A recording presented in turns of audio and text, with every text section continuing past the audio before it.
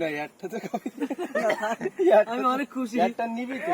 তুই কেন আমি ভিউয়ারদের দেখাইতে চাই, ভিউয়ার্স যে খাবে না, যে খাবে না তার কি আছে আমি একটু দেখাইতে চাই। যে খাবে না তার হিসি দিয়ে ভরি দেবো।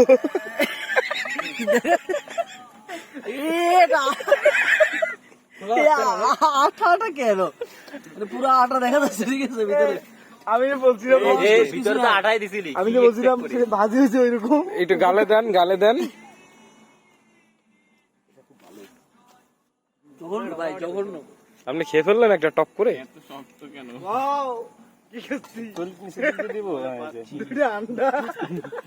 তো সে করোনার মতো কেমন না না এটা খান।